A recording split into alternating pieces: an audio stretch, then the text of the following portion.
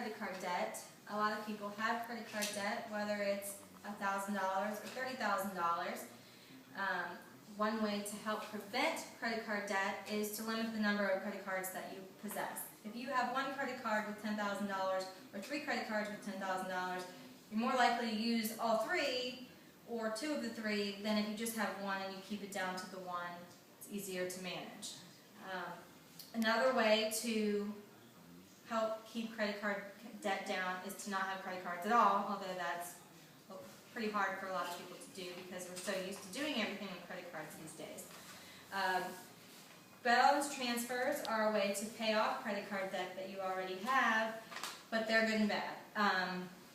If you get a credit card and you use a balance transfer that has a 0% transfer balance and a 0% interest rate, and you pay it off within a grace period, then you're fine. But a lot of times people will transfer a balance from a credit card, then charge onto that credit card, getting the higher interest rate, then not paying off the original balance that was transferred within the grace period, then getting into the higher interest rate and paying balance transfers and all that, so then you end up paying more than you would have if you had just paid the higher interest credit card to begin with.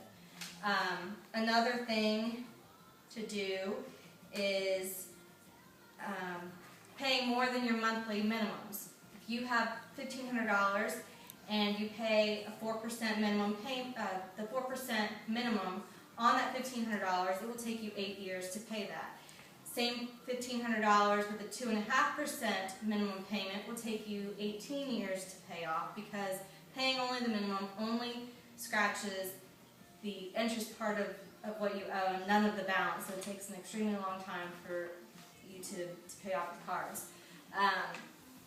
401k loans are good and bad also because 401k loans are taking a loan out on yourself, so when you pay the interest back, you're paying back to yourself, but it's bad because the money that you've taken out is not getting the compound interest it would have gotten if you would have left it in there, and the money is pre-taxed when you're paying that.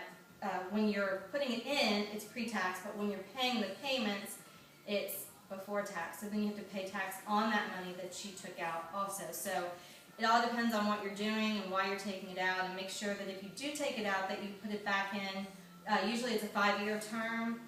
And to make sure that your job is steady, because if you have a job, you take a 401k loan out and then you get let go or you quit or whatever, they require that you pay that full amount back within 90 days. So before taking out a 401k loan, you also want to make sure that you have a steady job or you're pretty comfortable with where you're at. Emergency funds or using your savings accounts to pay off your credit card debt is more preferable because then you're not borrowing or taking out of any other kind of fund. Borrowing from family is not good because if you borrow money from family and you don't pay back in a timely manner or you don't pay it back at all, then there's always conflict or it's feels weird or it's just bad. So home equity lines of credit, same deal with the 401ks. They're good and bad. With today's economy, it would be bad because there's no equity in the houses, and taking loans for signature lines of credit would be bad. The interest rates are higher, you'd just be better off paying. So, in essence, if you can, don't charge, just pay with cash. Try and set up a budget. Figure out what your finances are, what you can afford. If you're going to charge on a credit card, try and pay off what you owe in that month so that you're not paying extra than what you have to. And try and stay more financially stable.